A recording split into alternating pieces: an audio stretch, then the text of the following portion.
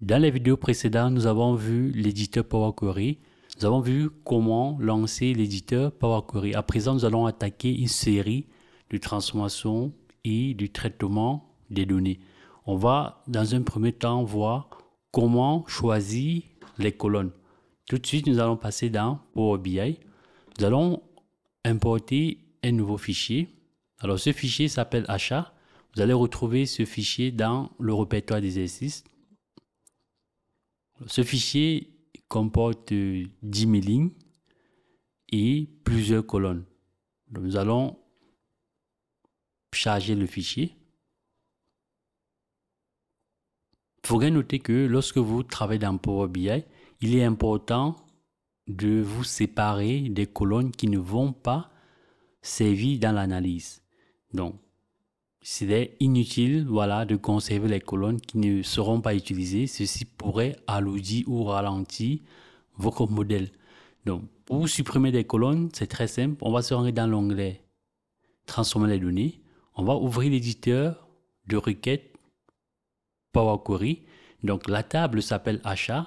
Lorsque vous êtes dans Power Query, vous voyez c'est noté requête. Donc, la table, en fait, ici, c'est une requête.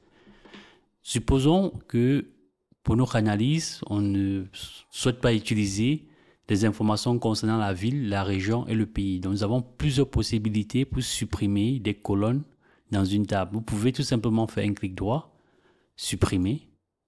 Alors là, nous avons supprimé la colonne ville et l'étape appliquée est marquée là, colonne supprimée.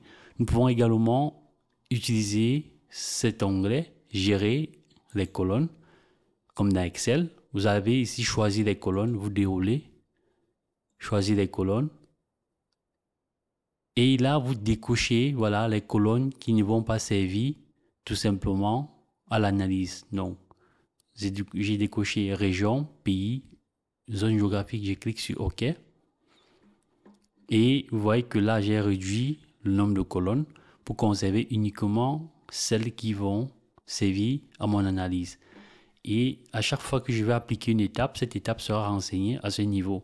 Nous allons voir un peu plus loin dans la formation comment renommer ces étapes, comment rajouter la description ou des informations supplémentaires pour vous aider à mieux vous retrouver en cas de maintenance ou alors lorsque vous allez partager votre fichier, votre travail avec un autre développeur qui puisse se retrouver au niveau des transformations que vous avez appliquées à votre fichier.